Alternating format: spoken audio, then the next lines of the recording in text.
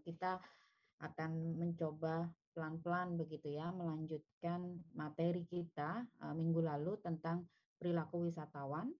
Eh, Hari ini kita akan membahas tentang tourist behavior across culture begitu ya. Jadi apa sih gitu pentingnya memiliki pemahaman lintas budaya itu ya di dalam konteks pariwisata. Suara saya bisa didengar? Bisa Mbak, jelas. Bisa Bu. Ya, oke. Apa namanya sektor pariwisata gitu ya, itu termasuk salah satu sektor atau industri yang sangat multinasional, yang sangat multicultural. Karena di situ sering gitu ya terjadi pertemuan antara host dan guest, di mana host dan guest itu berasal dari latar belakang budaya yang berbeda gitu ya.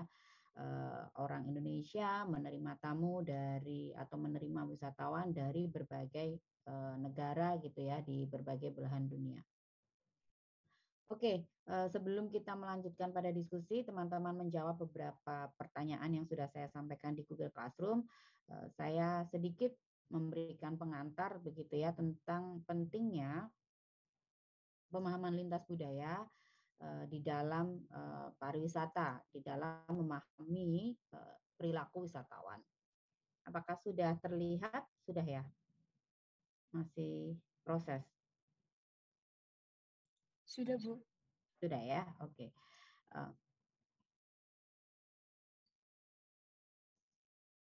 Ya. Dalam berbagai hal di dalam diri manusia, budaya itu memiliki peran besar pada aspek-aspek pemikiran kita, aspek kognisi, begitu ya, aspek afeksi, emosi kita itu juga dipengaruhi oleh budaya dan juga segala perilaku manusia itu sangat dipengaruhi oleh budaya. Jadi budaya mempengaruhi aspek kognisi, afeksi dan juga psikomotor. Ini menurut Matsumoto. Dari 3 wujud kebudayaan yang diungkapkan oleh Kunchoro Ningrat, Pak Kunchoro Ningrat itu pernah menyampaikan gitu ya tentang definisi kebudayaan yang kemudian di situ ada 3 unsurnya yaitu ide, tindakan dan juga hasil karya. Di situ tampak jelas bahwa ketiganya berkaitan erat dengan aspek-aspek psikologis manusia. Budaya merupakan konstruk psikologis yang mengacu pada sejauh mana sekelompok orang secara kolektif, dalam hal ini adalah masyarakat gitu ya, menganut serangkaian sikap, nilai, keyakinan, dan juga perilaku yang kemudian itu disampaikan dari generasi ke generasi melalui bahasa dan juga observasi. Observasi di sini adalah proses belajar. Jadi seorang individu itu adalah makhluk sosial gitu ya, yang kemudian segala idenya, pola pikirnya, tindakan, bahkan sesuatu yang dia kerjakan, yang dia hasilkan, itu tidak terlepas dari faktor orang lain dan juga lingkungan yang lebih luas gitu ya, yaitu budaya yang mempengaruhi itu. Jadi seorang individu dengan pemikirannya itu tidak terlepas dari faktor-faktor sosial dan budaya di mana dia tinggal, di mana dia menetap gitu ya, di mana dia hidup dan dibesarkan. Nah, kemudian perbedaan akan semakin tampak jelas ketika seorang individu itu keluar dari kelompoknya.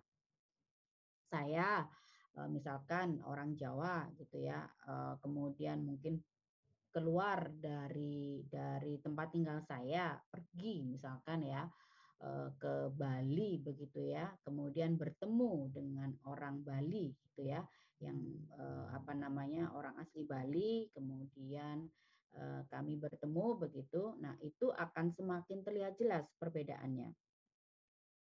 Dan ada interaksi antara saya dengan orang Bali tersebut, kemudian akan tampak semakin jelas bahwa oh saya dengan background Jawa punya karakteristik tertentu dan orang yang saya jumpai yang berasal dari Bali, orang asli Bali juga ternyata memiliki karakteristik tertentu dan terlihat di situ ada perbedaan seperti itu. Seringkali bahwa perbedaan itu punya potensi menimbulkan konflik gitu ya, pertemuan orang gitu ya, pertemuan individu dengan individu yang lainnya itu yang berbeda akan menimbulkan konflik. Eh, tapi sesungguhnya konflik antar individu ini bisa saja sebenarnya merupakan konflik kultural. Jadi bukan karena apa namanya antar individunya, tapi sebenarnya karena background budayanya gitu ya. Misalkan ini ada salah satu contoh begitu saja, ada perbedaan orang dalam memberikan sapaan ketika bertemu dengan orang lain. Ada yang secara spontan mengulurkan tangan, begitu ya, mengajak bersalaman. Ada yang secara spontan mungkin menunduk gitu ya, mungkin budaya-budaya Jepang dan sebagainya. Mungkin ada yang kemudian memeluk gitu ya, bertemu, menyapanya dengan memeluk. Ada mungkin yang memberikan apa namanya cium pipi kanan dan kiri gitu ya. Kalau di Middle East ada yang menempelkan hidung dan sebagainya. Nah, perbedaan-perbedaan ini sebenarnya tidak hanya perbedaan perilaku individu saja, tapi akarnya sebenarnya bisa jadi adalah perbedaan budaya. Nah, dan ketika kita tidak memahami latar belakang budaya seseorang, bisa jadi konflik itu muncul. Nah, selanjutnya ini mungkin sedikit ilustrasi apa sih pentingnya pemahaman lintas budaya. Mudah-mudahan ini bisa diputar.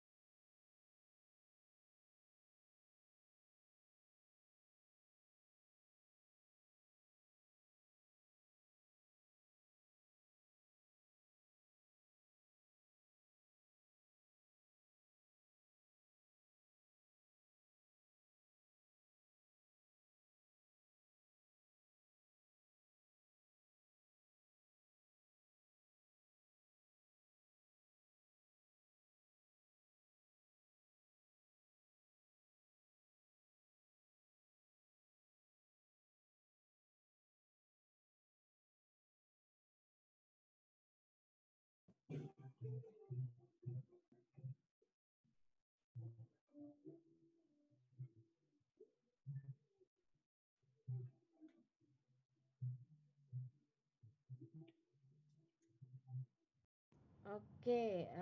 baik, itu beberapa ilustrasi begitu ya.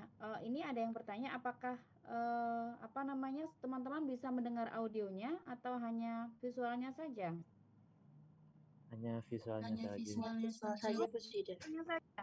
Oke, audionya tidak terdengar ya? Oke, tidak apa-apa. Tapi dari beberapa potongan gambar iklan tersebut, teman-teman bisa paling tidak menangkap ya, bagaimana sih pentingnya, memahami gitu ya, background atau latar belakang budaya gitu. Ternyata penting sekali gitu, apalagi buat mereka yang kemudian, memiliki, usaha atau bisnis yang kemudian, pasarnya adalah pasar internasional. Tadi menarik sekali ada yang diminta, apa namanya, menganalisis kenapa penjualan mesin cuci misalkan contohnya ya itu tadi, walaupun mungkin itu bukan kondisi sebenarnya. Penjualan mesin cuci di India itu meningkat tajam gitu ya, gede banget ternyata, dipakai buat mesin apa, semacam blender dan sebagainya. Jadi kebetulan ini ada iklan iklan bank komersial tapi, sangat bagus gitu ya dalam meng-capture berbagai perbedaan budaya. Tadi bagaimana juga orang ketika selesai melakukan kesepakatan, ada yang satunya dari Jepang, satunya dari mungkin, budaya barat gitu ya, satu mau menjabat tangan, satunya menunduk, kemudian, berbalik gitu, seperti itu. Nah, itu kira-kira dan dalam sektor pariwisata itu sangat dekat sekali ya, tadi bagaimana juga ditunjukkan ada turis gitu ya di Thailand yang menaikkan kakinya di meja gitu ya, dan, apa namanya, mendapat pandangan sinis gitu ya, mungkin dari penduduk lokal kok karena, menaikkan kaki di meja itu tidak sopan. Nah, hal-hal seperti itu yang menjadi penting untuk diperhatikan. Nah, kemudian, ketika kita, apa namanya, berusaha gitu ya untuk mempelajari atau memahami, latar belakang budaya, seseorang, ada beberapa hambatan begitu dalam komunikasi lintas, budaya. Hambatan yang pertama adalah asumsi kesamaan. Orang mungkin, cenderung gitu ya, menganggap bahwa orang lain itu sama dengan kita. Artinya nilai-nilai yang kita miliki itu ketika kita melihat orang lain, kita mengharapkan bahwa orang lain itu juga memiliki nilai yang sama. Nah, itu sering kemudian menjadi hambatan, padahal tidak. Individunya sendiri saja kalau dalam dalam apa namanya, dalam prinsip psikologis itu ada individual differences bahwa setiap individu itu berbeda. Belum lagi kalau kemudian ada berbagai faktor budaya dan sebagainya. Tetapi kita seringkali berpikir bahwa orang lain harus mengerti gitu ya, yang kita pikirkan atau orang lain harus memiliki persepsi yang sama dengan kita, nilai yang sama dan sebagainya. Padahal tidak. Itu adalah asumsi kesamaan. Yang kedua adalah hambatan yang kedua adalah perbedaan bahasa. Gitu ya. Kenapa bahasa kemudian menjadi sangat penting gitu ya? Apa namanya? Ketika terjadi perbedaan bahasa, maka kesalahpahaman pun juga sangat mungkin terjadi karena satu sama lain tidak saling memahami gitu ya. Walaupun ada jembatan juga bahwa bahasa-bahasa nonverbal itu bisa menjadi jembatan gitu. Itu juga ada begitu. Kemudian ada kesalahpahaman nonverbal itu tadi berjabat tangan, ada yang membungkuk, ada yang mengulurkan tangan, kemudian ada apa namanya, kita mungkin sering gitu memperhatikan bagaimana orang India itu mengatakan iya tapi sambil menggoyang-goyangkan kepala gitu ya, seperti menggeleng gitu. Ini iya atau tidak gitu ya. Ngomongnya yes tapi kepalanya seperti menggeleng. Nah, ini adalah bahasa-bahasa nonverbal. Kemudian stereotyping, kita sering melakukan stereotip terhadap satu kelompok masyarakat gitu ya, yang berasal dari budaya tertentu. Oh, orang Jawa itu apa namanya, pendiam tapi suka menyimpan sesuatu di belakang, misalkan begitu. Oh, orang Padang itu biasanya pedagang misalkan seperti itu. Oh, orang Tionghoa itu seperti ini, oh orang Sunda dan sebagainya. Kita sering melakukan stereotyping gitu ya, karena itu terbentuk gitu ya dari budaya juga gitu ya. Kita sering menganggap memberikan judgement terhadap kelompok lain. Kemudian kita juga memiliki kecenderungan untuk menilai negatif yang dinamakan prejudice atau berprasangka. Sebenarnya prasangka itu adalah insting alami manusia ketika melihat orang lain yang berbeda dengan dirinya gitu ya. Tetapi ketika itu kemudian menjadi dasar kita untuk selalu memberikan judgement terhadap orang lain tanpa kita berusaha untuk mempelajarinya lebih dalam konteks sosial yang lebih besar, itu seringkali gagal gitu ya. Tapi bahwa tidak salah juga ketika orang memiliki prasangka atau prejudice, karena sebenarnya itu adalah insting manusia untuk memproteksi dirinya sendiri. Tapi ini seringkali salah. Yang terakhir adalah hambatan yang berupa kecemasan yang tinggi atau ketegangan gitu ya. Itu ilustrasinya adalah bahwa kita gitu ya melihat orang lain, melihat stranger itu pasti penuh dengan suspicious gitu ya, kecurigaan gitu ya. Entah penuh dengan kecurigaan, entah mungkin kita merasa tidak percaya diri dan merasa tidak memiliki kapasitas yang cukup gitu ya dalam komunikasi lintas budaya dan sebagainya. Itu yang membuat kemudian sering terjadi kesalahpahaman. Oke, itu sekilas pengantar tentang pemahaman pentingnya tentang pentingnya pemahaman lintas budaya. Sekarang mari kita mencoba gitu ya melihat bagaimana budaya ini mempengaruhi perilaku wisatawan gitu ya dari beberapa pertanyaan yang sudah saya tuliskan di Google Classroom. Ini saya stop dulu. Oke. Kita langsung aja ya nomor 1 gitu, pertanyaan nomor 1 yang tadi saya sampaikan di Google Classroom adalah sebentar.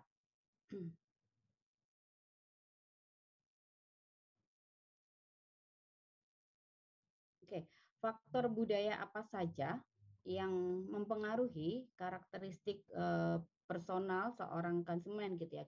Jadi kita menempatkan di sini turis atau wisatawan itu adalah sebagai konsumen gitu ya, sebagai customer, karena memang secara teori gitu ya, teori dalam pengambilan keputusan seorang konsumen itu dekat gitu ya dengan perilaku wisatawan. Jadi pertanyaan pertama adalah ini akan dijawab oleh Anur, Cynthia, dan Rizka. Faktor budaya apa saja yang mempengaruhi karakteristik personal konsumen? Silahkan. Baik, Bu Gida. Izin menjawab ya. Ya. Jadi berdasarkan buku tersebut ada 4 faktor yang mempengaruhi perilaku personal konsumen gitu ya. Ada gender, gaya hidup, kepribadian, dan konsep diri. Nah, terkait dengan gender, mungkin peran gender pada budaya yang berbeda akan berbeda juga dan bervariasi gitu. Ada yang mungkin patriarki, ada yang matriarki bahkan, dan juga peran perempuan dan laki-laki juga berbeda. Misalnya kayak perempuan mengurus rumah tangga dan laki-laki yang mencari nafkah gitu. Jadi dengan adanya faktor gender ini akan mempengaruhi karakteristik personal dari konsumen. Yang kedua itu gaya hidup dan aktivitas. Gaya hidup itu mencerminkan minat individu terhadap pelayanan, tujuan, dan gaya perjalanan. Gaya hidup juga tergantung pada nilai, minat, pendapat, sikap, dan perilaku dari individu tersebut. Gaya hidup juga bervariasi dan sangat bergantung pada budayanya. Misalnya kayak ada budaya yang suka di rumah, atau misalnya ada yang budaya yang suka berpergian gitu, kayak misalnya feminisme atau maskulin kayak gitu. Terus selanjutnya ada kepribadian. Kepribadian itu juga berbeda dari setiap orangnya. Kayak meliputi kemampuan, keterampilan, motif, atau nilai yang mengarah pada respon individu terhadap lingkungan. Kepribadian antar budaya juga berbeda. Misalnya kayak ada budaya kolektif di Asia dan Afrika, ataupun budaya individualistik di Amerika dan Eropa. Yang terakhir itu konsep diri. Konsep diri juga dipengaruhi oleh budaya di mana individu tersebut tumbuh. Konsep diri juga berkaitan dengan kepribadian, identitas, dan sikap. Dalam budaya individualistis, konsep dirinya kayak berfokus pada individu dan mandiri, sedangkan kalau di budaya yang kolektivistik itu berfokus pada ketergantungan ketergantungan hierarki yang kompleks itu dan dari kelompok sosial. Itu sih, Bu. Terima kasih. Terima kasih Cynthia dan Rizka. Mau menambahkan tadi yang disampaikan Anur, jadi ada beberapa faktor ya tadi yang sudah disebutkan oleh Anur, ada gender roles, ada personality dan sebagainya. Silakan. Atau mungkin memberikan contohnya, itu juga bisa. Halo, Bu Zida, apa suara saya sudah terdengar jelas? Sudah. Ya, mungkin saya ingin melanjutkan pernyataan dari Anur. Kalau dari saya sendiri, saya berfokus pada contoh yang peran gender karena di sini banyak banget ternyata di bagian belahan bumi lainnya yang ternyata ini ya apa sistem patriarki itu juga mempengaruhi cara konsumen itu menentukan pilihan untuk liburan atau enggaknya kayak misal ini ada di Meksiko dan Amerika. eh, di keluarga sana tuh kayak pria dan wanita tuh prianya yang lebih berkuasa gitu. Jadi perempuan tuh dipandang kayak cuma ngurus rumah, ngurus suaminya dan lain sebagainya gitu. Jadi perempuan ini kayak diharapkan kayak di rumah aja gitu, nggak usah kemana-mana seperti itu. Terus kalau di kebudayaan lainnya kayak misalkan di Eropa atau di Amerika seperti itu, perempuan tuh punya lebih banyak kebebasan untuk menentukan pilihan apa ya dalam berpariwisata atau dalam mencari self healingnya sendiri. Kalau yang saya tangkap seperti itu, Bu Sida. Terima kasih. Baik, terima kasih Rizka. Apa namanya menyoroti tentang gender roles ya, bagaimana ternyata budaya, misalkan itu lebih ke patriarki atau mungkin lebih ke egalitarian itu sangat mempengaruhi dan itu juga mempengaruhi juga bagaimana perilaku orang dalam berwisatawan gitu ya. Mungkin banyak backpacker gitu ya yang berasal yang mungkin backpacker perempuan gitu ya itu lebih banyak mungkin berasal dari mungkin negara-negara yang budayanya individualis dibandingkan mungkin dari Asia gitu ya karena perspektif atau pengaruh budaya bahwa kok perempuan pergi sendiri sih, kok perempuan pergi jauh sendiri, kok perempuan pergi malam dan sebagainya. Dan di mana itu mungkin tidak berlaku di tempat-tempat dengan budaya egalitarian, termasuk juga pemilihan produk gitu ya, bahkan di dalam sebuah keluarga mungkin ketika itu budaya patriarkinya punya pengaruh besar, bisa jadi dalam memutuskan untuk pergi berlibur, seorang ibu gitu ya atau perempuan di dalam rumah tangga tidak punya peran yang besar gitu ya, bisa jadi, tetapi lebih ke mungkin sosok ayah gitu ya yang menentukan kita mau berlibur kemana nih dan sebagainya. Terima kasih Rizka. Cynthia mau melanjutkan dengan memberi contoh atau apapun yang bisa ditambahkan?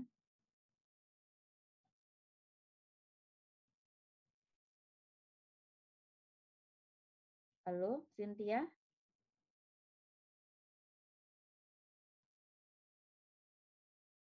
Adakah di sini? Oke, atau belum?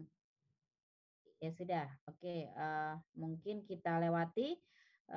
Cynthia, mungkin nanti kalau sudah bisa bergabung, silahkan. Kalau masih mau menambahkan, silahkan ditambahkan. Jadi itu ya, teman-teman, ada beberapa faktor budaya gitu ya yang mempengaruhi peran gender, personality, self concept tadi yang disampaikan Anur itu sangat mempengaruhi bagaimana seorang konsumen itu perilakunya mulai dari pra pembelian, pra konsumsi sampai post consumption gitu ya. Seperti itu. Oke, kita lanjut. Terima kasih Anur dan Rizka. Kita lanjut ke pertanyaan nomor 2 tentang faktor psikologis apa saja yang mempengaruhi karakteristik personal konsumen gitu ya. Ini akan dijelaskan atau akan coba untuk dijawab oleh Asila dan Sekar. Silakan. Baik, Bu Zida. Sebelumnya, apakah suara saya sudah terdengar? Sudah. Baik, terima kasih atas kesempatannya. Saya akan menjawab pertanyaan nomor 2, yaitu faktor psikologis apa saja yang mempengaruhi karakteristik personal konsumen. Di buku tertulis kalau faktor psikologis yang mempengaruhi karakteristik personal konsumen itu ada 5, yaitu yang pertama motivasi dan kebutuhan, lalu yang kedua persepsi dan gambaran, yang ketiga cara belajar dan juga pengetahuan, yang keempat sikap atau attitude, yang kelima itu adalah atribusi.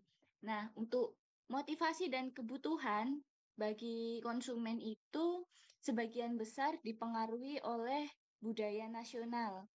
Contohnya seperti yang orang-orang yang atau konsumen yang berasal dari kultur maskulin, mereka lebih termotivasi dengan kesuksesan secara material dan juga status sosial mereka. Dan untuk pemilihan wisatanya, mereka akan lebih memilih wisata-wisata yang eksotik dan juga mewah. Lalu untuk orang-orang atau wisatawan dari kultur yang berbasis individualis, mereka akan termotivasi lebih ke pariwisata yang merujuk terhadap hedonisme dan juga intinya untuk kepuasan diri sendiri. Dan untuk orang-orang atau konsumen yang berasal dari kebudayaan kolektif, mereka lebih termotivasi dengan wisata yang berbasis sosial, yaitu seperti aktivitas secara grup dan secara umum itu biasanya nature-based activities. Nah, lalu untuk yang faktor psikologis kedua yaitu persepsi dan gambaran yang mempengaruhi persepsi penduduk lokal suatu negara terhadap turis internasional, sehingga mempengaruhi preferensi cara pelayanan terhadap turis yang akan mempengaruhi kepuasan turis. Nah, budaya nasional ini juga mempengaruhi cara pandang seorang wisatawan yang pergi ke negara lain. Contohnya, orang Jepang itu berwisata dengan orientasi kebersamaan dan kekeluargaan. Lalu untuk orang Korea cenderung loyal terhadap identitas budaya mereka dan cenderung kurang bisa menerima budaya yang berseberangan dengan budaya mereka meskipun mereka berada di tempat yang mana budayanya berbeda dengan mereka. Lalu untuk faktor psikologis yang ketiga yaitu cara belajar dan juga pengetahuan. Untuk contohnya adalah kalau budaya barat itu fokus terhadap pembelajaran berbasis logical dan juga kemampuan berkomunikasi. Sedangkan di Jepang, memahami pembelajaran itu sebagai kompetensi sosial dan kemampuan bersimpati kepada orang lain. Sedangkan kalau di Afrika, pembelajaran merujuk kepada pencapaian kebijaksanaan seorang individu. Lalu untuk yang keempat adalah sikap atau attitude yang dipengaruhi oleh nilai-nilai budaya yang memiliki komponen afektif maupun kognitif. Nah, komponen-komponen ini berguna untuk menuntun seseorang dalam mencapai keberhasilan, lalu juga membantu untuk memenuhi identitas sosial mereka sesuai dengan culture mereka, dan juga mempermudah kehidupan mereka dalam keseharian di tempat mereka berada. Lalu yang terakhir adalah atribusi. Atribusi sendiri setelah saya mencari di KBBI, definisinya adalah pemahaman atas perilaku diri sendiri atau orang lain berdasarkan persepsi dari diri. Nah, contohnya adalah kalau di budaya individualis, biasanya itu seseorang menetapkan atau memberikan judgement penyebab perilaku orang lain itu dari karakter pribadi dan kebiasaan lama mereka. Sedangkan kalau di budaya kolektif, seseorang itu menetapkan penyebab perilaku orang lain melalui faktor situasi dan juga kondisi saat itu, serta memprediksi kebiasaan seseorang berdasarkan konteks situasi. Jadi tidak memberikan judgement dari masa lalu orang tersebut. Kira-kira seperti itu yang bisa saya sampaikan, Bu Zida. Terima kasih. Baik, terima kasih Asila. Menarik ya tadi yang atribusi ya. Saya kira bagaimana kemudian orang yang berasal dari budaya individualis itu melihat segala sesuatunya penyebab gitu ya yang terjadi pada dirinya ya berasal dari kebiasaannya sendiri gitu ya, berasal dari mungkin masa lalunya, perilaku-perilaku yang sudah terpola gitu ya, dan bagaimana dia orang berasal dari budaya individualis itu melihat orang lain pun seperti itu. Tapi berkebalikan dari orang yang mungkin berasal dari budayanya lebih kolektif itu selalu melihat faktor lingkungan gitu ya, melihat faktor sosial dan eksternal gitu. Jadi tidak pada dirinya sendiri gitu. Mungkin itu juga yang membuat misalkan kita gitu ya ketika mendapat suatu masalah gitu ya, kalau di Indonesia itu kan juga sering gitu kan, kemudian cenderung melihat sesuatu lebih eksternal gitu kan, mungkin melihatnya itu dari menyalahkan orang lain dan sebagainya, itu karena tidak terlepas dari pengaruh faktor budaya. Kemudian Sekar mau melanjutkan atau mungkin memberikan contoh?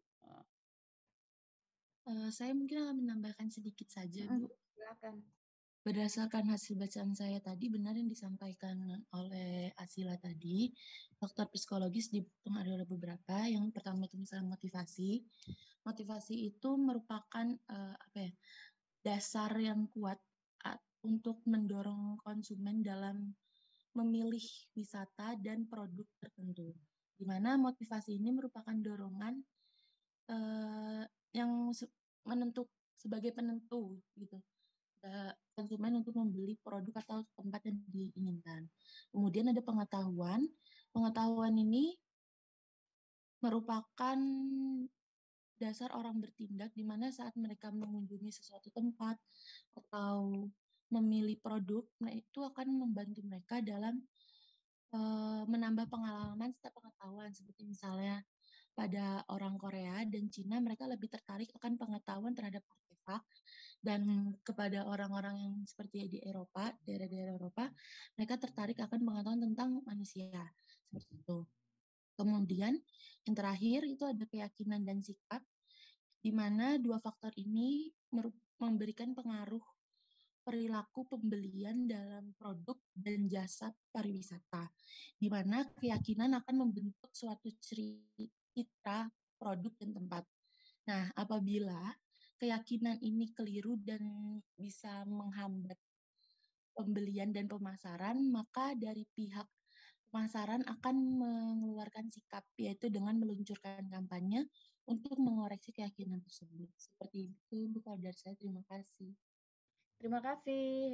Meluncurkan sikap melalui kampanye gitu ya, itu bisa digunakan untuk merubah gitu ya pandangan seseorang gitu ya, yang diterapkan dalam promosi, iklan, strategi marketing dan sebagainya gitu ya. Makanya kenapa dalam membuat iklan dan sebagainya itu sangat penting untuk memahami karakteristik individu. Terima kasih Sekar tambahannya. Itu tadi ada beberapa faktor psikologis yang mempengaruhi perilaku konsumen, ada motivasi atau kebutuhan gitu ya, ada persepsi atau penggambaran atau image gitu ya dari seseorang melihat sesuatu produk. Kemudian ada cara belajar, itu juga sangat mengaruhi. Ini berkaitan dengan kognitif begitu ya, sangat mengaruhi perilaku konsumen. Kemudian sikap juga sangat mengaruhi, dan yang terakhir adalah atribusi. Atribusi tadi sudah disampaikan oleh Asila, adalah pemahaman perilakunya sendiri maupun perilaku orang lain berdasarkan persepsi diri gitu ya. Ada corak yang berbeda tadi, orang-orang yang berasal dari culture yang lebih individual dengan orang-orang yang berasal dari culture yang lebih kolektif seperti itu. Terima kasih Asila dan Sekar. Selanjutnya pertanyaan nomor 3 akan dijawab oleh Asti dan Sela tentang mungkin beberapa tadi sudah disampaikan ya oleh Asila dan Sekar, tapi mungkin ini bisa diberikan contohnya atau mungkin disimpulkan gitu ya. Secara umum jelaskan pengaruh budaya individualis yang kita dalam konteks buku ini sepertinya lebih dekat dengan Western gitu ya, dan juga budaya kolektivisme komunal gitu ya yang lebih dekat dengan Eastern dalam proses pengambilan keputusan seorang konsumen pariwisata. Asti dan Sela, silahkan. Baik, Bu Zida. Saya mungkin akan melanjut. Tadi sudah disebutkan ya Bu, westernisasi itu apa, esternisasi itu apa. Mungkin dalam pengambilan keputusan konsumen dalam pariwisata juga cukup berbeda dalam motivasi perjalanan ke tujuan yang sama. Kedua budaya ini memiliki alasan yang berbeda, seperti contohnya budaya timur dan budaya barat berpergian ke Hong Kong untuk alasan yang berbeda. Dari budaya timur itu ada Cina yang lebih berpengaruh, mengunjungi Hong Kong lebih banyak untuk tujuan berbisnis atau bertemu suatu kelompok. Sedangkan pengunjung dari Amerika datang untuk tujuan liburan atau kesenangan. Walaupun tidak semua pengunjung Amerika dan Cina melakukan hal yang sama, tetapi tujuan mereka menurut riset dalam buku tersebut, tujuannya mendominasi bahwa Amerika bertujuan untuk bersenang-senang, sedangkan Cina untuk berbisnis. Dan dalam pembelian barang seperti souvenir pun cukup berbeda, Bu. Contohnya, membeli suatu barang. Budaya esternisasi ini lebih senang memiliki barang yang sama dengan kelompoknya. Namun, budaya Western ini cenderung lebih ingin berbeda dari yang lain. Kolektif lebih bersedia untuk menyesuaikan diri dengan kelompok dan mempertimbangkan pengaruh budaya dari luar. Lebih siap untuk beradaptasi dan memilah mana budaya yang bisa kita terima, mana yang tidak. Sedangkan westernisasi ini lebih kepada individualis berperilaku menurut kebutuhan mereka sendiri, dan keuntungan yang dirasakan juga lebih banyak ingin didapatkan secara pribadi dibandingkan kelompok. Sebagai contoh, konsumen timur biasanya tidak menuntut dan cenderung memiliki beberapa keinginan karena pentingnya penghematan. Kesadaran mereka akan kebutuhan mereka cukup terkendali, dan kebutuhan itu sendiri dapat dibatasi oleh diri sendiri gitu, Bu. Jadi kesimpulannya bahwa westernisasi lebih mementingkan manfaat individualis, sedangkan esternisasi ini lebih condong kepada manfaat kelompoknya dan lebih menjunjung tinggi nilai kesopanan serta menghargai sesama. Mungkin seperti itu, Bu. Terima kasih. Oke, terima kasih. Tadi sudah dijelaskan bedanya karakteristik gitu ya orang-orang yang hidup dalam budaya individualis dalam pemilihan produk wisatanya, yang kemudian itu berpusat pada dirinya gitu ya. Sedangkan orang-orang yang hidup dalam culture yang lebih kolektif itu dalam memilih produk wisata itu tidak terlepas dari pertimbangan sosial yang lebih besar gitu ya, mungkin keluarga, mungkin masyarakat dan sebagainya. Ini juga berimplikasi pada kemudian perilakunya gitu ya.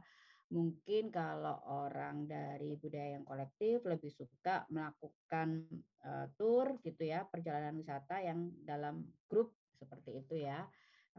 Mungkin agak berbeda dengan orang-orang dari budaya individualis yang pergi ke suatu tempat banyak yang kemudian sendiri atau paling tidak hanya berdua gitu ya dengan partner dan atau teman dekat seperti itu ya.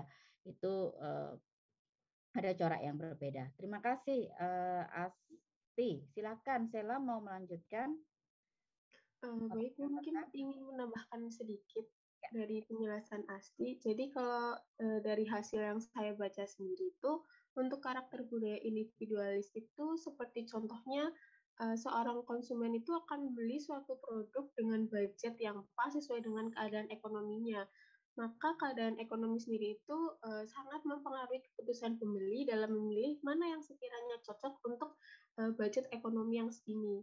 Sedangkan untuk budaya kolektivisme itu dipengaruhi oleh informasi-informasi mengenai tingkat kepuasan anggota kelompoknya dalam suatu produk wisata. Maka jika informasi yang didapat itu kurang memuaskan, wisatawan tersebut itu enggan untuk berkunjung. Jadi bisa menurut saya sendiri menyimpulkan bahwa budaya individualis itu lebih cenderung berorientasi pada diri wisatawan itu sendiri, sehingga wisatawan itu bebas memilih produk wisata apa yang akan dibeli, yang dibayar, atau yang digunakan gitu.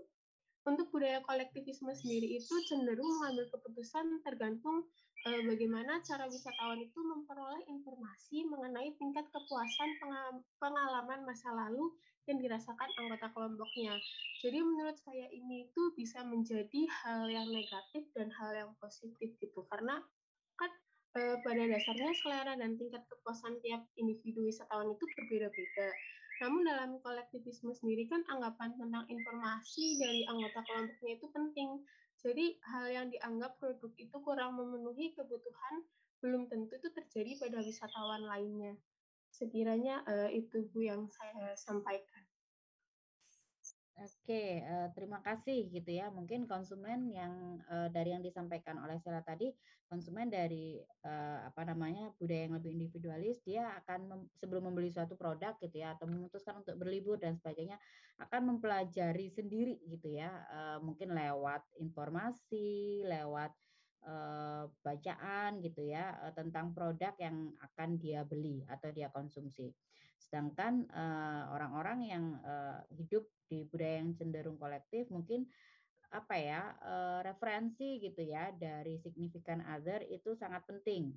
Misalkan mungkin temannya pernah punya pengalaman, orang tuanya pernah punya pengalaman, atau siapapun orang-orang yang penting dalam hidupnya gitu ya pernah punya pengalaman terhadap produk tersebut, itu mempengaruhi sikap dia kemudian terhadap suatu produk yang akan dia beli gitu ya.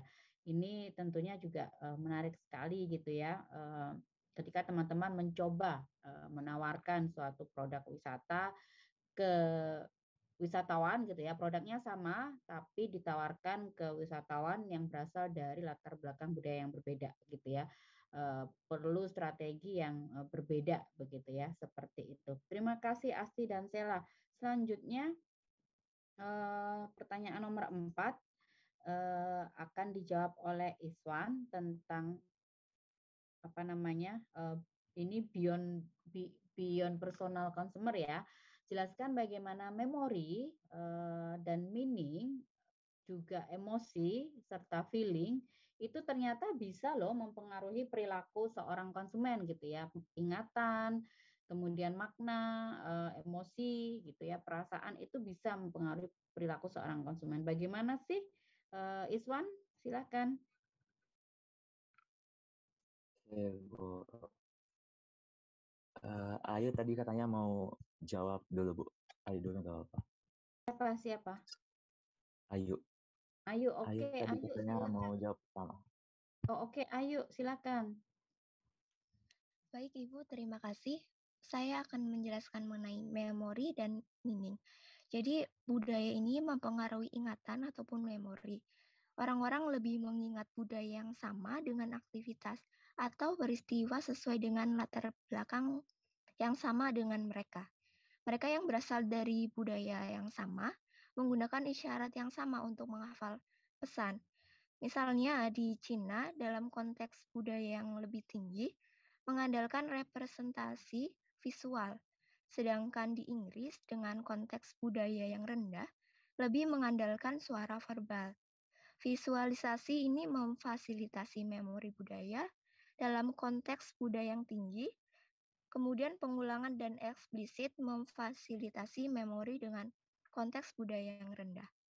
Contohnya kayak warna putih di Eropa itu menggambarkan sebagai kemurnian ataupun pernikahan. Tetapi di Jepang, warna putih itu digambarkan sebagai berita duka. Kemudian warna hitam di Eropa direpresentasikan dengan berkabung, sedangkan di Jepang hitam itu direpresentasikan sebagai kebahagiaan. Mungkin seperti itu, Ibu. Baik, terima kasih Ayu. Jadi ada budaya-budaya yang komunikasinya high contact seperti di Indonesia gitu ya, di mana makna nonverbal, gesture, mimik wajah dan sebagainya itu penting gitu ya. Kadang orang tidak perlu berbicara, tapi dengan mungkin gesture, body language dan sebagainya meminta orang lain sudah memahami gitu ya. Itu high contact communication gitu. Sedangkan mungkin orang-orang dari budaya yang lebih individualis, tadi di situ dicontohkan mungkin di Inggris itu low contact komunikasinya, ya udah verbal, dia mau apa bilang apa gitu ya, ya dia maunya A ya dia akan bilang A, dia nggak suka dia bilang nggak suka gitu kan, dia suka dia bilang suka. Itu sangat berbeda dengan budaya yang high contact gitu, di mana mungkin bilang nggak suka secara langsung secara verbal itu dianggap nggak sopan, jadi dia merepresentasikannya dengan berbagai simbol. Nah, itu kira-kira dan itu ternyata mempengaruhi meaning ya, itu artinya meaning. Meaning itu mempengaruhi perilaku konsumen dan tadi juga bagus sekali memori pun ternyata juga sangat mempengaruhi. Terima kasih Ayu. Selanjutnya emosi atau feeling. Bagaimana Iswan? Oke, baik Bu, terima kasih atas kesempatannya. Di sini emosi ataupun feelings yang dirasakan oleh wisatawan, baik itu mengarah ke hal yang positif maupun negatif, menurut saya sangat berpengaruh ya Bu dalam menentukan bagaimana wisatawan ataupun konsumen itu berperilaku. Mengapa? Karena salah satu tujuan berwisata baik konvensional maupun kontemporer itu adalah untuk memenuhi kebutuhan secara mental, fisik maupun spiritual dari wisatawan ataupun konsumen tersebut. Emosi atau feelings ini mempresentasikan bagaimana kepuasan atau keadaan wisatawan terhadap aktivitas wisata yang mereka dapatkan ataupun pelayanan wisata yang mereka terima. Lalu di sini emosi ataupun feelings itu seperti yang telah disampaikan sebelum-sebelumnya bahwa sangat dipengaruhi oleh latar belakang budaya wisatawan itu sendiri. Walaupun sebenarnya antara satu wisatawan dengan wisatawan yang lain bisa saja berbeda. Tapi bisa kita tarik, bisa kita lihat secara budaya mereka. Budaya kolektif yang erat dengan budaya Asia ataupun budaya individualistik yang erat dengan orang-orang Barat. Misalnya seperti yang dikatakan oleh Bu Sida dan teman-teman yang lain tadi, kalau misalnya dalam budaya Barat itu, kalau mereka senang, bahagia ya pasti kayak ditunjukkan dengan senyum, tertawa. Kalau misalnya mereka nggak suka, marah, pasti langsung ditunjukkan begitu saja. Mungkin di sini kalau budaya orang Asia itu, karena budayanya komunal, ada rasa ketidakenakan. Jadi bisa saja mereka tersenyum, mereka tertawa, bisa saja itu bukan berarti mereka bahagia, bisa saja mereka juga ada perasaan di balik itu, ada rasa kesedihan mungkin, ataupun ada rasa marah. Bahkan di orang Asia itu, ataupun orang Indonesia, dari pengalaman saya, kadangkala bahkan sampai menangis karena bahagia. Yang mungkin ini jarang sekali ditemukan di budaya Barat. Mungkin itu dari saya, Bu. Terima kasih.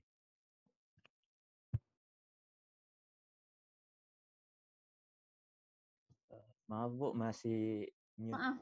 Maaf masih mute. Terima kasih Iswan. Ternyata emosi dan feeling itu juga sangat dipengaruhi ya oleh budaya gitu ya. Ada budaya yang sangat ekspresif mungkin ya, bebas gitu ya, mengekspresikan emosi atau perasaan gitu ya. Kalau marah kelihatan, kalau senang kelihatan, kalau nggak suka kelihatan gitu ya. Tapi ada beberapa budaya yang emosi atau feeling itu seperti tabu untuk dipertontonkan gitu ya. Mungkin teman-teman juga memahami itu. Ada yang ya udah kalau seneng ya nggak usah banget-banget, nggak usah euforia gitu ya. Kalau sedih ya nggak usah yang kayak kelihatan terpuruk banget gitu. Itu culture gitu ya. Dianggap dianggap apa namanya, nggak entah nggak sopan lah, entah apa gitu ya, entah malu gitu ya, seperti itu. Mungkin ada beberapa tempat yang mengutamakan banget malu gitu ya, dikit-dikit malu gitu ya, mau apa sedikit malu. Tapi ada yang enggak gitu ya, lebih ke ya udah honest gitu ya. Honest itu ya nggak suka ya nggak suka, sedih ya sedih, marah ya marah, seperti itu. Itu juga ternyata sangat dipengaruhi oleh budaya dan juga mempengaruhi bagaimana wisatawan itu berperilaku di dalam pembelian suatu produk, mungkin dalam menyampaikan komplain gitu ya, ketika menyampaikan komplain atau evaluasi terhadap suatu produk gitu ya, mungkin ada yang apa namanya, secara langsung misalkan mendapatkan layanan yang tidak memuaskan, ada yang secara langsung menyampaikan, ada yang mungkin apa namanya, tidak secara langsung menyampaikan, tapi kemudian menceritakan ke orang lain, tujuannya agar orang lain tidak mengkonsumsi produk serupa atau apa namanya, tidak tidak apa ya, bisa belajar dari pengalaman buruknya misalkan dalam mengkonsumsi suatu produk dan sebagainya. Itu sangat dipengaruhi oleh budaya. Oke, terima kasih Ayu dan Iswan. Ini untuk pertanyaan nomor 5 sebenarnya cukup banyak ya, tapi ini kok tidak ada yang menulis siapa yang mau menjawab, tapi oke, tidak apa-apa karena yang penting adalah teman-teman membaca bahwa di setiap budaya itu ada di buku itu sudah cukup jelas banyak ya menyampaikan bagaimana sih nilai-nilai yang berlaku di Afrika, bagaimana nilai-nilai yang berlaku di Asia. Di situ kita mungkin sering melakukan generalisir ya orang Asia gitu, atau mungkin orang yang bukan dari orang Asia melakukan generalisir terhadap orang Asia, tapi sebenarnya berbeda-beda ya. Ada Cina, ada Indonesia, ada Southeast Asia, ada ada Jepang, ada Korea, ada Pakistan ya, yang negara-negara Asia Selatan, India dan sebagainya itu ternyata sangat berbeda gitu ya culture-nya yang dapat mempengaruhi perilaku wisatawan. Kemudian yang dari Australia juga berbeda gitu ya. Dari Eropa bahkan sama Eropa orang Prancis, Jerman, Italia, Rusia dan sebagainya itu juga berbeda. Tadi di ilustrasi yang video HSBC itu juga menarik bagaimana mobil gitu ya buat orang Jerman tadi karena teman-teman nggak mendengar suaranya ya, orang Jerman itu sangat sama mobil itu sangat kayak menjaga banget karena itu sesuatu yang menunjukkan simbol gitu ya dan sebagainya gitu. Sampai parkirnya tadi orang Jerman harus hati-hati banget gitu ya, harus jangan sampai nyerempet. Kemudian datang orang Prancis gitu ya yang tadi mau keluar dari tempat parkiran nabrak belakang, nabrak depan gitu ya. Budayanya seperti itu. Nah, itu sesama orang Eropa pun berbeda gitu ya. Orang Italia, orang Rusia dan berbagai negara di Eropa juga ternyata memiliki karakteristik budaya yang berbeda-beda. Dari Middle East, dari Timur Tengah itu juga gitu ya, sama-sama negara Arab misalkanlah katakanlah seperti itu, tapi juga sangat berbeda. Yang di mungkin Dubai dengan yang di Mesir itu berbeda gitu ya karakteristiknya. Kemudian yang berasal dari Latin Amerika, Meksiko, Brasil itu juga berbeda. Dan selanjutnya dari wilayah Amerika Utara, orang Kanada, orang Amerika gitu ya, itu juga memiliki karakteristik yang berbeda-beda di dalam dan itu berpengaruh gitu di dalam bagaimana mereka mengkonsumsi suatu produk. Kalau di pariwisata ya mereka sebagai seorang turis itu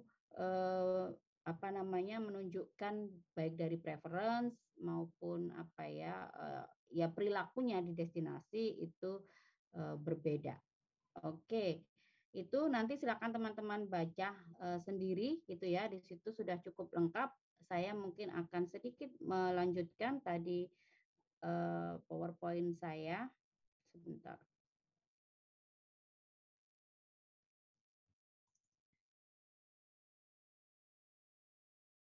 Masih ada 10 menit waktunya tersisa. Saya melanjutkan sedikit ya. Oke, Delvian mau bertanya atau menambahkan? Silakan. Enggak, Bu. Tadi yang nomor 5 itu saya lupa nulis di komentarnya. Oke, silakan Delvian dijawab. Mungkin sekaligus jadi satu semuanya tidak apa-apa. Tapi saya sebatas ini ya, Bu, Afrika sama Asia. Ya, boleh. Silakan, Del.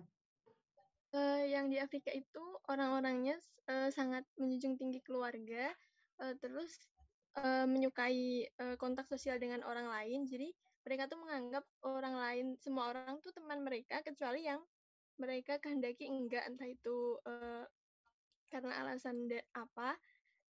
Terus yang dari Asia, yang Cina itu mereka sangat menjunjung tinggi budaya mereka karena mereka menganggap kalau Cina itu sebagai pusatnya kayak kebudayaan peradaban manusia gitu. Terus kebanyakan itu mereka berwisata dalam kelompok dan mereka cenderung membeli banyak souvenir untuk dijadikan hadiah kepada orang-orang di rumahnya atau di tanah airnya. Terus mereka juga karena sangat menjunjung tinggi kebudayaan mereka itu tadi, mereka agak sulit menerima kebudayaan daerah lain yang bertentangan dengan daerah mereka. Lalu di Indonesia itu senyum sebagai simbol keramahan. Lalu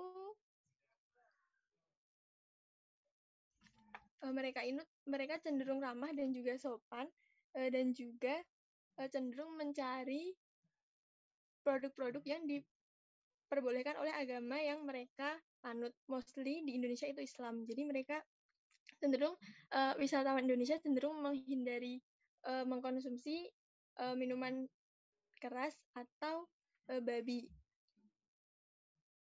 Perilaku mereka itu juga sangat dipengaruhi oleh ajaran-ajaran di keluarga dan juga mereka jarang mengkritik serta jarang bersentuhan di publik gitu, Bu. Terus dan juga sangat mengutamakan tangan kanan. Lalu di Jepang itu orang Jepang cenderung terpengaruh oleh perspektif orang lain. Jadi mereka saat berwisata itu cenderung belanja banyak gitu untuk diberikan kepada orang-orang, nggak cuma keluarga, tapi juga orang-orang yang memiliki relasi dengan mereka sebagai bentuk agar memberi pandangan baik sebagai bentuk kesopanan gitu. Dan juga orang Jepang cenderung memiliki standar yang tinggi dalam kepuasan. Jadi mereka itu walaupun nggak puas, tapi mereka juga bukan orang yang gemar mengkritik. Mereka lebih memilih diam karena menurut mereka kediaman mereka itu sebagai kekuatan dan juga simbol bahwa mereka tuh enggak suka keributan. Mereka juga walaupun mereka bukan orang Barat, tapi mereka menganggap jiwa individualis orang Barat itu aneh gitu karena mereka tuh lebih group oriented. Untuk orang Pakistan sangat dipengaruhi oleh agama karena mostly agama mereka Islam, jadi orang Pakistan juga masih membawa agama mereka di tempat wisata mereka, seperti memakai pakaian yang tertutup, lalu juga minim yang mengkonsumsi babi serta minuman keras. Untuk orang Filipina sendiri, mereka sangat menjunjung tinggi keluarga besar, bukan hanya keluarga inti. Mereka juga menghindari inovasi dan juga perubahan karena mereka lebih percaya kepada takdir daripada kemampuan mereka. Lalu ada perbedaan sapaan untuk laki-laki dan perempuan. Kalau laki-laki mereka cenderung jabatan tangan, kalau perempuan mereka bercipika-cipiki gitu. Untuk Korea Selatan mereka masih selalu menganggap posisi orang lain yang lebih tinggi atau lebih rendah dari mereka, lalu sangat menghormati yang lebih tua, dan juga kebiasaan ini mempengaruhi mereka dalam mengkonsumsi suatu hal atau suatu destinasi pariwisata. Misalnya dalam pemilihan makanan atau pemilihan destinasi mereka akan mengutamakan yang lebih tua. Lalu mereka juga dalam sapaannya selalu menyematkan profesionalitas, lalu kayak posisi yang lebih tua yang lebih muda itu. Lalu untuk Vietnam sendiri mereka gemar mengunjungi orang lain gitu. Jadi dalam kegiatan wisatanya mereka cenderung juga tidak hanya wisata tapi juga mengunjungi orang lain. Itu Bu Asri saya. Makasih. Terima kasih Delvian. Lengkap tadi ya bahwa ternyata tidak hanya culture tapi juga kepercayaan yang sebenarnya itu juga bagian dari culture ya, nilai-nilai religiusitas dan sebagainya itu juga mempengaruhi bagaimana seseorang itu mengkonsumsi suatu produk gitu ya. Karena melihat potensi yang besar misalkan jumlah mobilitas wisatawan muslim secara global, maka kemudian kajian-kajian, contohnya ya kajian-kajian pariwisata halal kemudian juga menjadi banyak mendapat sorotan gitu ya, karena menangkap adanya pasar atau market yang besar dari wisatawan muslim. Makanya beberapa destinasi kemudian karena aware dengan market wisatawan muslim ini kemudian membuat tempat-tempat gitu ya entah itu dilabeli pariwisata halal atau paling tidak mereka punya semacam guidebook gitu ya, di mana saja sih kalau misalkan mau berkunjung ke Jepang, ke Australia, ke Selandia Baru gitu ya, ada halal guide gitu, berisikan misalkan tempat-tempat makanan yang menjual produk halal, kemudian mungkin keberadaan tempat ibadah dan sebagainya gitu ya, itu ada gitu karena melihat market yang besar dari wisatawan Muslim. Ini menarik sebenarnya kajian pariwisata halal ini juga gitu. Oke, terima kasih. Sedikit saya melanjutkan sebelum kita akhiri beberapa contoh praktik dan ini hasil penelitian gitu ya tentang pemahaman lintas tentang apa ya budaya gitu ya, perbedaan budaya, maaf, dalam studi pariwisata. Sudah kelihatan belum teman-teman? Oke, Sudah, sudah. Ibu. Oke, saya bacakan singkat aja ya. Ada perbedaan budaya dalam studi pariwisata. Yang pertama melihat perilaku wisatawan terhadap itu ada ada penelitian tentang pentingnya makanan, di mana wisatawan Inggris dan Jepang menganggap bahwa makanan merupakan komponen terpenting dalam sebuah vakansi. Sedangkan untuk orang Prancis, faktor makanan tidak sesuatu yang penting atau utama ya di sini seperti itu. Kemudian dalam persepsi wisatawan Jepang, Prancis, Italia, dan Amerika berbeda dalam perilaku yang berhubungan dengan interaksi sosial, pemilihan aktivitas, tawar-menawar, pengetahuan tentang destinasi dan transaksi komersial. Hasilnya, wisatawan Jepang itu paling berbeda gitu ya dalam itu tadi tawar-menawar, dalam memilih aktivitas dan sebagainya. Sedangkan yang mirip itu pilihan-pilihannya adalah wisatawan dari Italia dan Prancis. Oke, kemudian dalam perilaku traveling, dalam memilih aktivitas berwisata, turis Korea itu lebih berani mengambil resiko dan lebih sebagai petualang daripada turis Jepang. Ini membandingkan turis Korea dan Jepang gitu ya. Turis Korea juga lebih impulsif dalam berbelanja. Jadi lebih lebih gemar gitu ya, mungkin berbelanja dibandingkan turis Jepang. Kemudian dalam karakteristik perjalanan ada penelitian yang membedakan wisatawan Cina dan Amerika yang melakukan trip ke Hong Kong berbeda dalam durasi tinggal dan jumlah pengeluaran untuk berbelanja. Ternyata wisatawan dari Amerika itu masa tinggalnya lebih lama, mungkin karena kalau ke Hong Kong jauh gitu ya, jadi mereka masa tinggalnya lebih lama dan lebih banyak membelanjakan uang daripada orang Cina yang berkunjung ke Hong Kong. Kemudian motivasi tadi sudah disampaikan ya oleh siapa ya tadi bahwa kalau orang wisatawan Cina itu lebih banyak yang motivasinya berbisnis kalau pergi ke Hong Kong itu, sedangkan kalau orang Amerika lebih bertujuan untuk vakansi atau mengisi waktu luang, leisure gitu ya, bersantai. Kemudian persepsi terhadap kualitas pelayanan, turis Asia itu memberikan penilaian yang rendah pada semua atribut kualitas pelayanan dibanding turis Barat. Ini juga menarik gitu ya. Turis dari Western lebih menekankan pada tercapainya tujuan, efisiensi, dan ketepatan waktu. Jadi kalau teman-teman punya usaha tour and travel, kalau wisatawannya atau kliennya adalah orang dari Eropa, mereka sedikit atau tidak mentolerir keterlambatan, di mana itu mungkin kita biasa gitu ya, berkumpul jadwalnya jam 8 baru datang jam 9 gitu ya. Nah, tapi kalau wisatawan yang kita bawa adalah orang-orang Eropa, mereka tidak bisa mentolerir keterlambatan. Janjinya jam 8 sudah dijemput di hotel, kalau jam 8 belum datang ya dapat dipastikan untuk selanjutnya tidak akan menggunakan tour and travel yang sama gitu ya, seperti itu.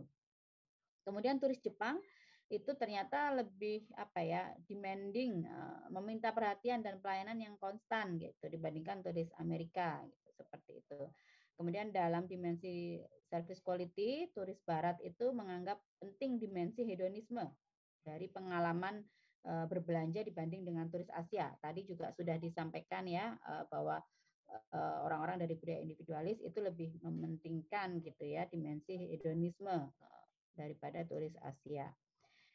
Oke, tentang harapan akan pelayanan, wisatawan Inggris memiliki harapan paling tinggi pada layanan hotel gitu ya. Turis Jepang memiliki ekspektasi yang paling rendah pada dimensi tangible. Kemudian perilaku komplain pun juga berbeda. Kalau orang turis Amerika di Hong Kong yang berlibur ke Hong Kong dilakukan studi, mereka yang sering mereka komplain adalah udara gitu ya. Itu mungkin wajar ya kalau orang-orang yang berasal dari negara 4 musim subtropis berkunjung ke tempat yang panas gitu ya, toleransi mungkin terhadap cuaca juga berbeda gitu. Kemudian ini berkaitan dengan responsible behavior. Ternyata turis Korea itu paling banyak menghabiskan waktu dalam mempelajari dan mengumpulkan informasi tentang lingkungan destinasi, pola hidup masyarakat lokal di destinasi tujuan, dan mencari tempat menginap yang lebih ramah lingkungan dibanding dari turis Australia dan Inggris. Berarti turis-turis dari Korea itu lebih bisa diajak untuk mempromot gitu ya hal-hal yang berkaitan dengan sustainable dibandingkan yang dari Australia dan Inggris. Ini penelitian yang dilakukan oleh Kang dan Mustardo di tahun 2006. Turis Korea juga mau terlibat dan mengeluarkan uang lebih untuk kegiatan konservasi maupun pelestarian lingkungan. Gitu ya. Ini menarik ternyata. Ya, ini perilaku turis dalam tur. Silahkan teman-teman baca sendiri bahwa turis dari Inggris cenderung berinteraksi dengan sesama turis dari negara mereka, gitu ya, cenderung lebih firm dan rigid, gitu ya, seperti itu. Kemudian ya ini. Oke, saya kira itu beberapa studi tentang faktor budaya gitu ya, dan sebenarnya pemahaman lintas budaya ini itu jadi profesi tersendiri yang sangat diperlukan di dunia yang semakin mengglobal ini gitu ya, di mana banyak kemudian usaha, sektor bisnis dan industri itu semuanya sekarang kan multinational gitu ya, multicultural. Jadi orang-orang yang ahli dalam pemahaman lintas budaya ini menjadi sangat signifikan, menjadi sangat penting gitu ya, sebagai penasehat gitu ya, sebagai analis dan sebagainya. Jadi kalau teman-teman ingin mungkin melanjutkan studi lanjut dan sebagainya, ini juga bisa menjadi salah satu pilihan gitu ya, yang bagus karena potensinya yang luar biasa gitu ya, studi tentang cross cultural understanding gitu ya dalam berbagai bentuk. Seperti itu teman-teman, sesi pertemuan paruh pertama sudah selesai. Minggu depan kita jadwalnya UTS. Saya informasikan saja sedikit, bentuk UTS-nya adalah tertulis. Mungkin nanti ada beberapa pertanyaan yang harus teman-teman jawab. Sebenarnya open book, tetapi waktunya cukup singkat. Jadi sebenarnya ini saya ingin mengetes pemahaman teman-teman tentang beberapa konsep atau teori yang sudah kita bicarakan tentang aspek-aspek psikologis, ada motivasi, ada persepsi, ada sikap dan sebagainya, kepribadian dan sebagainya gitu ya, yang nanti mungkin beberapa pertanyaan di ujian berkisar tentang itu, tapi ini open book dengan waktu yang mungkin terbatas. Jadi mungkin bisa jadi kalau teman-teman banyak membuka buku, bisa jadi waktunya habis gitu ya, hanya untuk membuka materi gitu. Tapi sebenarnya kalau teman-teman mengikuti diskusi kita dari awal sampai akhir, saya yakin teman-teman paham dan tidak kesulitan lah dalam mengerjakan soal UTS-nya. Begitu. Ada pertanyaan sebelum saya akhiri? Oke, Iswan silahkan. Besok ada sesi sinkronus atau langsung kerja UTS? Kerja UTS. Jadi jadwalnya UTS, tidak ada pertemuan, jadi kerja UTS saja. Begitu ya, Iswan ya.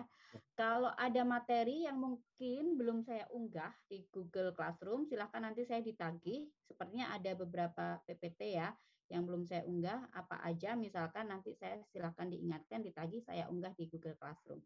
Begitu, teman-teman. Izin bertanya satu lagi boleh, Bu? Silakan, Iswan. Kan setelah UTS ada tugas presentasi ya, Bu. Itu yang masalah iklan itu boleh dijelaskan sedikit cara Ya. pembuatannya nanti tidak, Bu? Itu sebenarnya sederhana, Iswan. Ada berapa kelompok itu? 5 atau berapa ya? Silahkan kalian memilih, mencari gitu ya berbagai bentuk iklan atau promosi dari berbagai destinasi, tidak harus di Indonesia, boleh dimanapun. Kemudian kalian menganalisisnya gitu ya, tentang apa sih yang membuat iklan itu menarik, bagaimana kesesuaian antara iklan, maksudnya bagaimana apa ya yang disampaikan oleh iklan itu terhadap destinasi apa? Apakah itu sudah sesuai? Misalkan nih iklan Wonderful Indonesia, kayak teman-teman kemarin yang kita ada video yang saya putarkan. Oh, yang ditunjukkan itu adalah kekayaan budaya dan alam. Apakah itu sudah cukup tepat gitu ya merepresentasikan Indonesia memang seperti itu. Nah, kira-kira itu analisisnya ke situ. Jadi boleh iklan dalam bentuk apapun gitu ya, baik audio visual, apalah bentuknya, website mungkin, website pariwisata berbagai negara. Silahkan teman-teman melakukan analisis terhadap iklan tersebut. Begitu? Apakah sudah cukup jelas, Iswan? Sudah, Bu. Terima kasih. Oke, teman-teman, terima kasih ya atas perhatiannya. Kita ketemu lagi berarti kalau di Zoom minggu setelah UTS gitu ya, tanggal minggu depan tanggal 21, tanggal 28 nggak tahu sudah cuti belum ya, itu sepertinya belum ya, cuti bersama dimulai tanggal 29, jadi mungkin tanggal 28 kita masih akan ada Zoom gitu. Terima kasih atas perhatiannya teman-teman, selamat siang semuanya. Selamat siang, Ibu. Selamat siang, terima kasih Bu Sida. Terima kasih Bu Sida. Terima kasih Bu Sida.